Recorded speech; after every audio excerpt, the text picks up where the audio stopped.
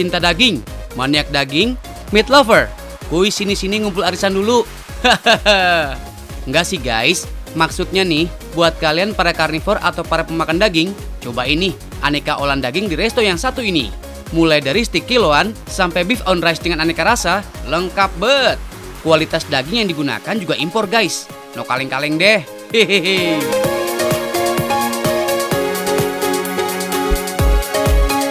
Lokasinya ada di Jalan Buaran Raya, Jakarta Timur. Restonya juga cukup luas nih, dengan konsep simple modern. Cocok banget buat kalian yang ngakunya anak gaul kekinian. Iya. Dindingnya menggunakan bata merah yang dipadukan dengan kaca bening. Pokoknya instagramable banget deh.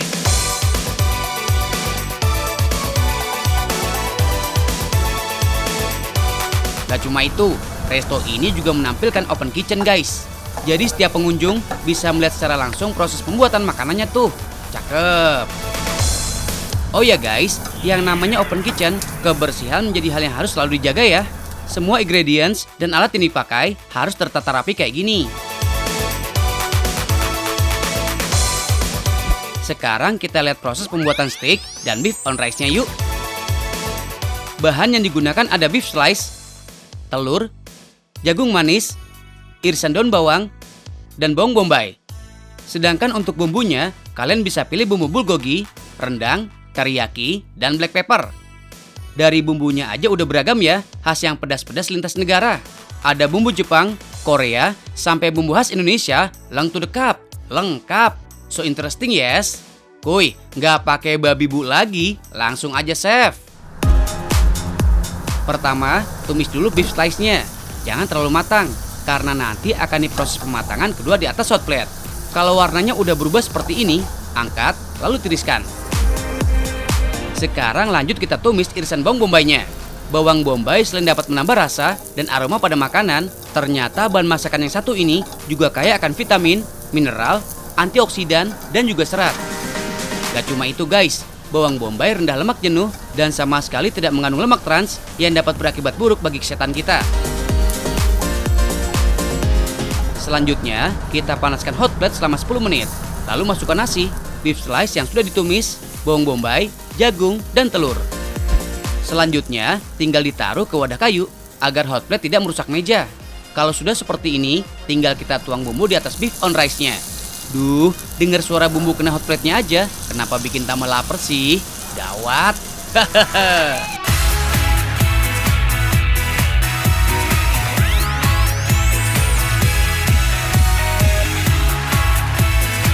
Sabar, masih ada satu menu lagi yang akan kita buat guys. Ini dia steak kiloannya. Banyak jenis bagian daging yang dapat kalian pilih guys. Mulai dari tenderloin, sirloin, dan rib eye. Umumnya sih, orang-orang lebih suka pesen tenderloin karena daging yang digunakan tidak terlalu banyak lemak. Tapi karena kita anti mainstream, kali ini kita pesan yang sirloin ya guys. Selain lebih banyak lemak, sirloin juga mengandung otot dan kalori yang lumayan banyak. Ngenyangin abis pokoknya. Hahaha.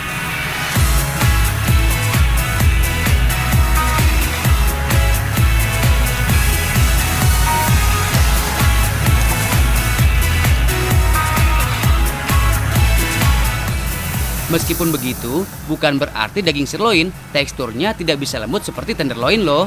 Asal kalian pilih bagian yang tepat, tekstur daging sirloin juga bisa lembut kok. Caranya gampang, kalian bisa pilih daging sirloin dengan marbling seperti ini. Tahu nggak sih, marbling adalah istilah untuk pola khusus dan halus dari jaringan lemak pada serabut otot. Bakar daging sampai kadar airnya berkurang. Jangan lupa beri sedikit minyak agar daging tidak mudah gosong tuh. Kalau sudah, masukkan daging ke atas hot plate, lalu sajikan dengan tumisan sayurnya. Untuk asupan karbonya, kalian bisa pilih mau french fries, mashed potatoes, dan potato wedges. Untuk saus, kali ini kita pakai barbecue ya guys. Yes, semua menu sudah siap. Waktunya kita makan. Yuhu, ada 4 menu beef on rice dengan rasa yang berbeda. Steak kiloan ala pujangga, ada molten cake yang cantik dan manis sebagai hidangan penutupnya. Untuk beef on rice, setelah sampai ke meja, harus segera diaduk kayak gini. Kalau tidak, nanti nasi dan bumbu akan mengering, sehingga dapat merubah rasanya. Kayak kisah percintaan kalian aja guys, yang kudu diaduk-aduk emosinya, biar nggak hambar. Iya, hahaha. Aduk semua bahan sampai tercampur rata. Tambahkan garlic sauce dan saus sambal sesuka kalian. Kalau sudah seperti ini, tinggal makan deh. Kali ini kita pilih rasa bulgoginya dulu.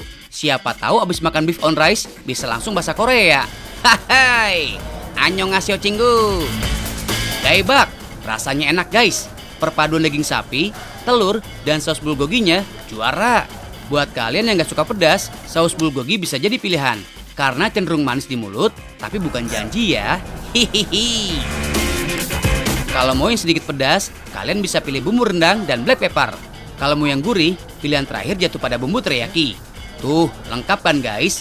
Mau rasa apa aja, ada. Asal jangan minta rasain dulu pernah ada ya. Itu jelas nggak ada. Hai. Lanjut ke stik kiloannya nih guys. Tekstur daging sirloinnya empuk dan saus barbeque-nya seger banget. Ditambah dengan mashed potato yang lembut. Duh, rasanya seperti menjadi Iron Man guys. Daging merah merupakan salah satu makanan yang kaya akan zat besi dan protein tuh. Jadi buat kalian yang punya masalah anemia atau tekanan darah rendah, ada baiknya mengkonsumsi daging merah secara rutin. Tapi ingat, cara pengolahan dagingnya juga harus bener ya. Gak boleh banyak minyak dan santan, supaya manfaatnya lebih terasa tuh. Hehehe. Terakhir kita tutup dengan dessert cantik ini nih. Namanya molten cake. Dinamakan molten cake karena tekstur brownies yang lembut dan di dalamnya terdapat coklat yang lumer gitu guys. Ditambah lagi dengan es krim vanila yang seger. Pastinya bikin memogi deh, alias mau-mau lagi.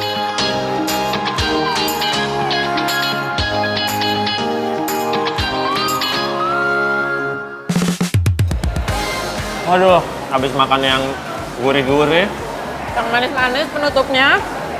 Aduh, enak banget, seru banget.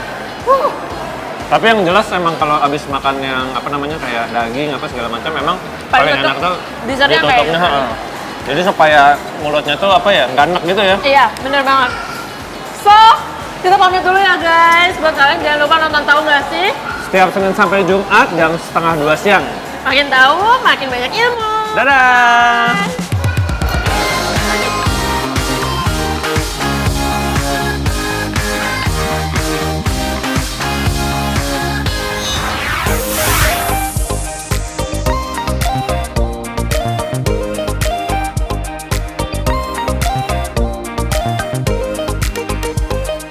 Baju maunya samaan, tas maunya samaan, sampai topi juga maunya samaan.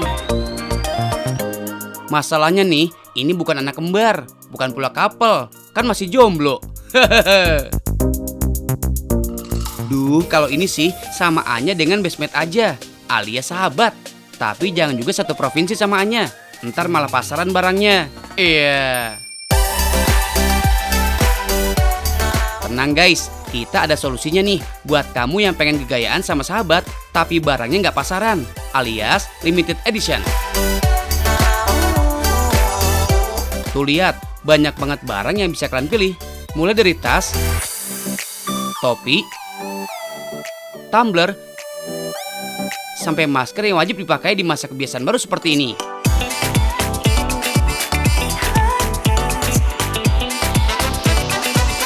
Kalau minat, kalian bisa cus langsung berkunjung ke outletnya Harum ID di Bilangan Bintaro. Yang rumahnya jauh, tenang, hari gini masih bisa belanja online kok. Nggak mesti bertatap muka, tapi barang yang kalian suka bisa kalian terima dengan aman di rumah. Guys, outlet ini sebenarnya sudah ada sejak 2015. Awalnya sih cuma bikin mukena travel yang simple dan mudah dibawa kemana-mana.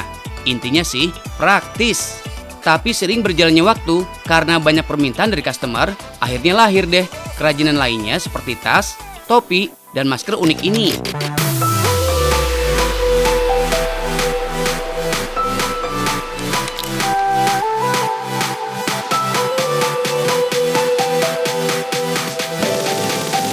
For your info guys, semua desain yang ada di sini bisa dibilang kekinian banget. Mulai dari pola sampai pemilihan warnanya, eye catching abis pokoknya mah. Setiap bulannya, mereka mengeluarkan tema baru, seperti Underwater dan Autumn ini nih. Saking niatnya nih, mereka sampai bekerja sama dengan ilustrator terkenal seperti Nena, The Baby Birds, dan Ditut. Terjawab kan kenapa desainnya selalu unik dan menarik. Setelah desainnya jadi, baru deh diaplikasikan ke lembaran kain. Nah, uniknya nih guys, kain yang dipakai ternyata terbuat dari bahan organik loh. Nggak cuma kain yang organik, pewarnanya juga diambil dari tumbuh-tumbuhan tuh.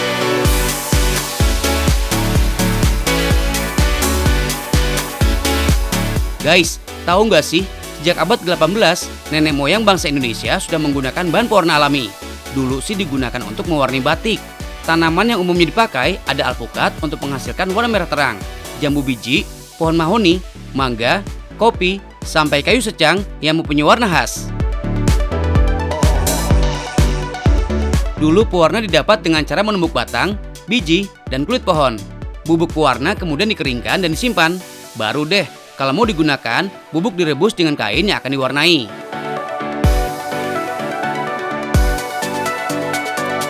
Kalau versi kekiniannya sih, ada juga yang namanya teknik ekoprint. Itu loh, membuat motif di daunan dan bunga dari tanaman aslinya. Pewarnaan alami ini sangat aman di kulit guys, dan pastinya ramah lingkungan. Bukannya apa-apa nih guys, tahu nggak sih kalau industri fashion meninggalkan jejak karbon yang sangat besar bagi lingkungan. Mulai dari pestisida yang digunakan untuk tanaman kapas, sampai limbah kimia yang digunakan untuk pewarna pakaian.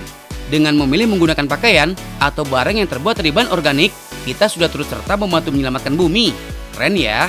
Emang sih sepele, tapi dampak yang diberikan cukup besar tuh, terutama bagi kehidupan kita. Lanjut deh, potong kain sesuai pola. Nah, di sini semua kain bakal dimanfaatkan untuk dijadikan berbagai macam kerajinan. Kalau sudah, tinggal jahit, lalu diobras deh.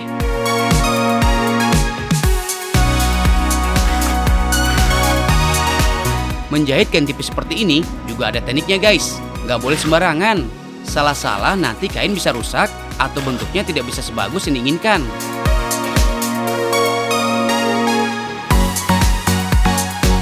Terakhir, tinggal buang sisa benang. Lalu kain disetrika uap seperti ini. Kenapa harus menggunakan setrika uap? Soalnya bahan organik ini sangat halus dan tipis guys. Jadi perawatannya juga harus hati-hati. Hehehe. Sehati-hati aku merawat hati kamu. Iya, hehehe. Nah, udah jadi deh. Gimana guys? Gemesin kan? Gak cuma motifnya yang unik, pemilihan warnanya juga menarik kan? Kalau soal harga sih, relatif ya. Mulai dari puluhan ribu sampai ratusan ribu, tergantung barang apa yang kalian pilih. Guys, beli sih gampang, tapi kebanyakan gak bisa merawat barang yang sudah dibeli dengan baik. Tapi tenang, cara merawat produk-produk ini cukup mudah kok. Kalian bisa mencucinya dengan tangan, lalu dijemur di tempat yang tidak terkena sinar matahari langsung. Kenapa? Supaya warna kain tidak cepat pudar dan pastinya makin awet guys.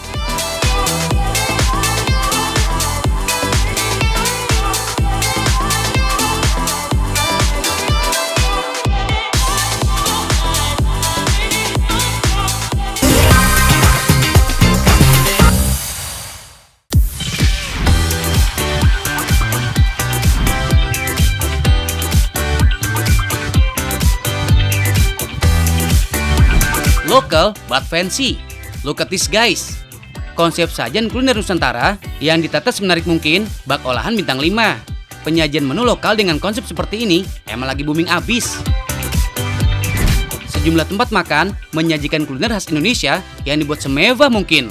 Seperti salah satu resto yang ada di kawasan Senopati, Jakarta Selatan ini. Berbicara tempat, udah deh guys, gak bakalan kok tim tahu gak sih ngadi-ngadi. Tuh, PW abis kan? Bangunan didominasi dengan serba-serbi nuansa coklat dan putih. Terdiri dari ruangan indoor dan outdoor. Tiap ruangan disulap semenarik mungkin guys.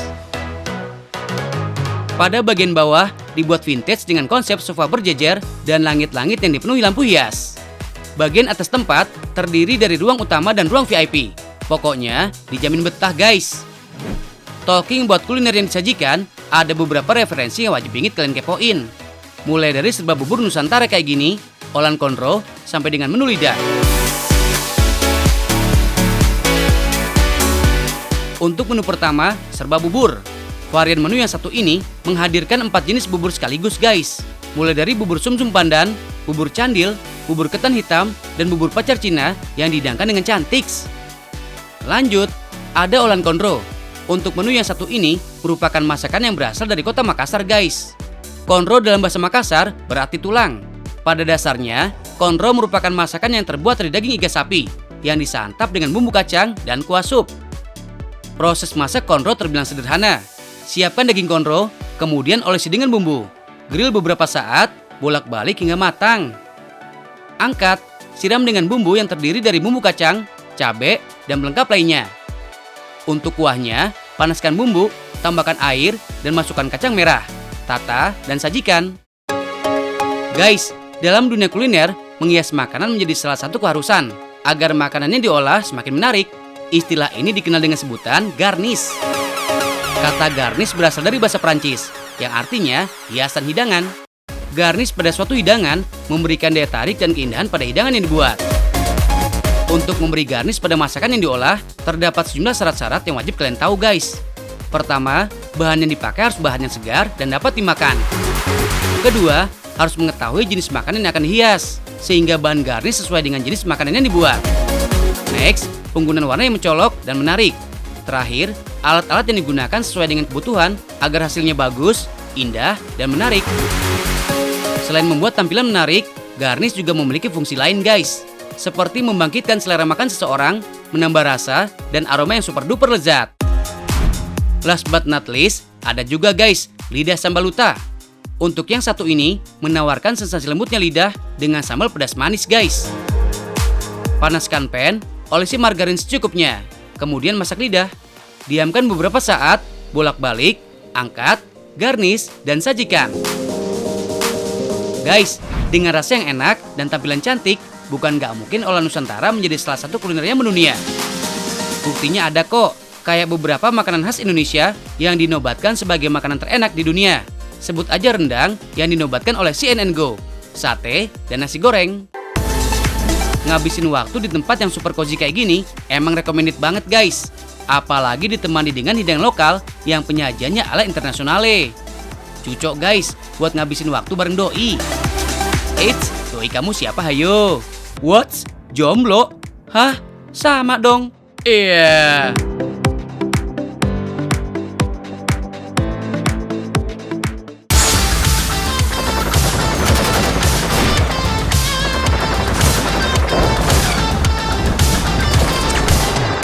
Memang seru guys, gaming dengan konsep virtual reality.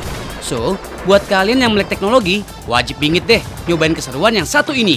Tuh, Karyo aja nggak mau kalah.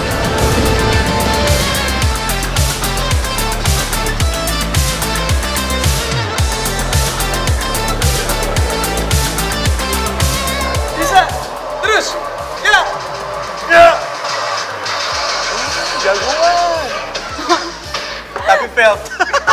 Alright guys, sekarang gue sengaja main-main ke salah satu mall di Jakarta, di mana kita bakal bermain games namanya virtual reality alias VR. Ini sebenarnya udah agak lama sih, tapi sekarang kita nggak usah jauh-jauh ke Korea karena udah dibawa langsung ke Jakarta. Jadi di salah satu mall ini kita bisa nyobain bermain secara virtual. Apa yang Anda dilihat sama Resi di sini itu bisa kita lihat juga di sana. Tapi Resi nggak bisa ngelihat sekeliling kita saat ini karena dia akan fokus sama semua yang ada di situ. Mau tau kayak gimana permainannya? Nanti kita bakal cobain satu persatu ya. Alright, let's go. Lagi, go. Yes, okay, let's play again. Coffee Jaya Theme Park merupakan taman bermain virtual reality pertama dan terbesar di Indonesia. Di sini kalian bisa dapetin berbagai pengalaman seru dalam dunia VR.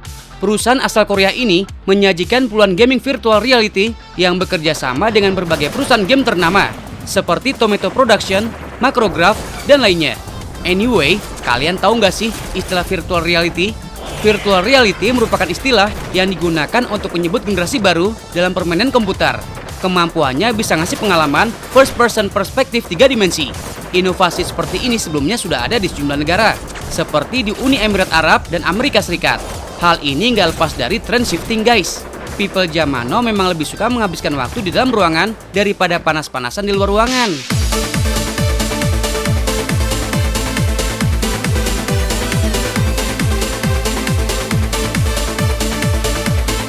Guys, buat kalian penggemar berat film Star Wars, pasti udah nggak asing lagi dengan lightsaber. Tapi kali ini bukan duel kayak di film Star Wars ya guys. melainkan harus memotong balok-balok mengikuti tanda panah yang ada. Wow, Kak Aryo jago juga ya. Cocok nih doi jadi Skywalker. Oh iya, buat ciwi-ciwi, ada juga pilihan game yang super asik. Namanya My Secret Recipe. Ini sih dijamin favorit bingit deh. Masak ala-ala chef gitu guys. Setidaknya ada 20 jenis permainan yang ada di beberapa ruangan. Tiap game memiliki durasi tertentu ya guys.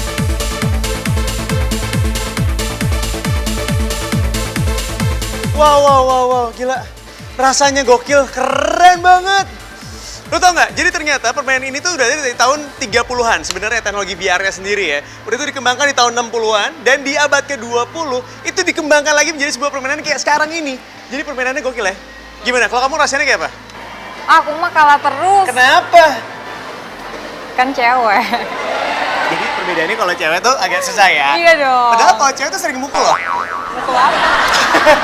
Oke, sebenarnya masih ada permainan lagi yang lebih seru kalau cuma gini doang mah buat aku.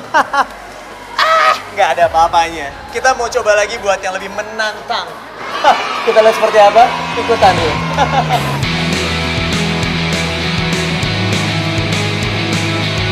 Dari tahun ke tahun, perkembangan virtual reality dalam dunia game memang sangat pesat guys. Banyak perusahaan kelas dunia yang memproduksi sendiri konsep VR dengan teknologi fantastis. Salah satunya adalah penerapan dalam aplikasi kamera 360 derajat. Guys, permainan kayak gini nggak cuma bisa dilakukan sendiri. Buat yang mau rame-rame bareng teman, bisa juga dilakukan dengan berkelompok. Kira-kira Kak Aryo sama Kak Resi mau ngapain ya?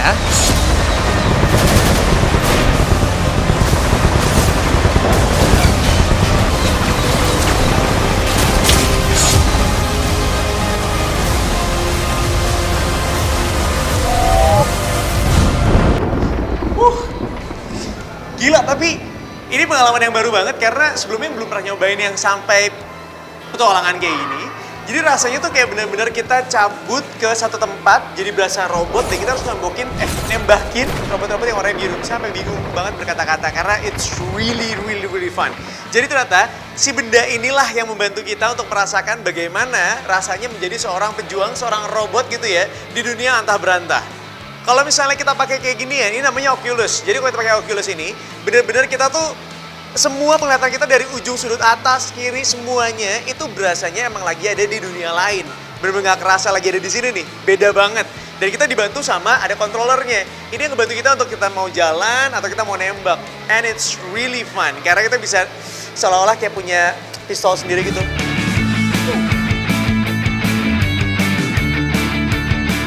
Buat adik-adik juga bisa ya guys, karena di sini terdapat juga permainan edukasi seperti halnya Spody. Permainan ini akan melatih fokus dengan melempar bola pada titik tertentu. Kalau bolanya tepat sasaran, pemain akan mendapatkan skor. So, buat kalian yang penasaran, lokasi gaming virtual reality ini buka dari jam 10 pagi sampai dengan 10 malam.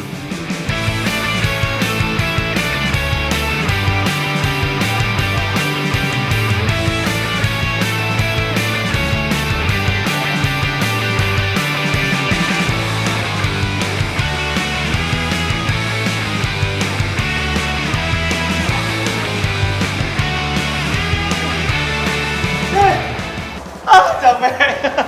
Wah, tapi gila ini seru banget permainan kayak gini doang. Sebenarnya kayak olahraga ya. Iya sih. Karena selain menguji ketangkasan kita kalau misalnya kita gerak atau apapun gitu ya, dan kita juga harus jeli karena kita harus nyesuaiin sama si yang ada di layarnya seperti apa. Dan ginian doang bisa bikin keringetan. Jadi bisa olahraga bareng sama keluarga, pasangan, sahabat, atau siapapun juga. Itu dia kenapa kalau misalnya sekarang ini mau nyari inspirasi yang seru, yang menarik, nonton itu tahu nggak sih? Karena selalu ada hal yang baru di sini, bener ya? Iya. Setiap hari Senin sampai dengan Jumat jam 1:30 siang. Jangan lupa terapkan juga 3M-nya ya. Itu penting juga, jaga jarak, pakai masker, dan juga cuci tangan. Dan ada keseruan apa yang lainnya? Tungguin aja, alright? Tetap di Tahu Nggak Sih ya. There you go. Hup.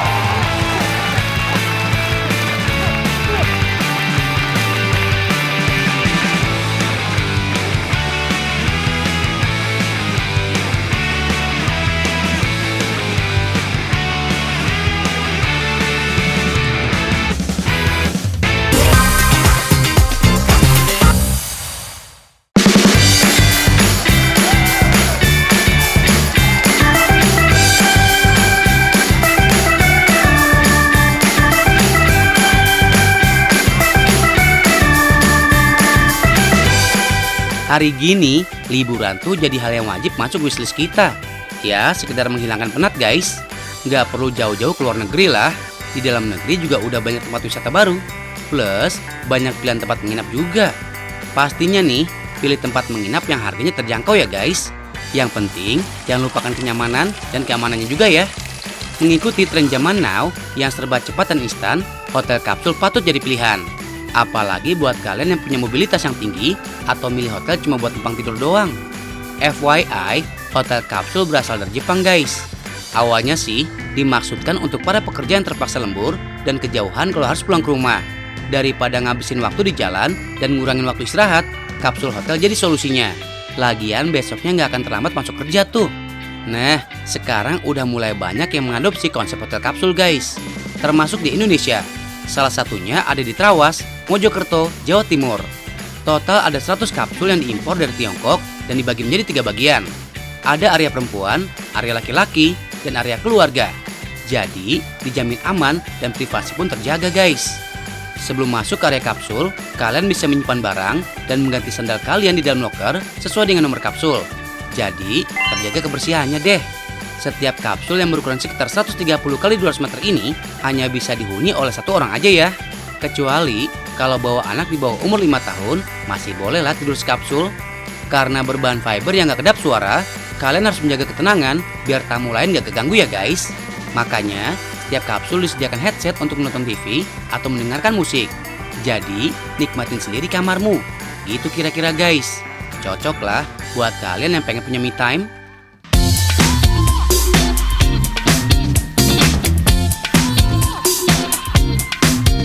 Hotel dengan konsep hostel ini menyediakan kamar mandi bersama nih guys. Meskipun ada banyak biliknya. Jangan lama-lama juga ya kalau mandi. Pokoknya nggak cuma nginep, kita juga belajar disiplin dan menghormati sesama guys. Tenang, keistimewaan hotel kapsul ini nggak berhenti sampai di sini doang.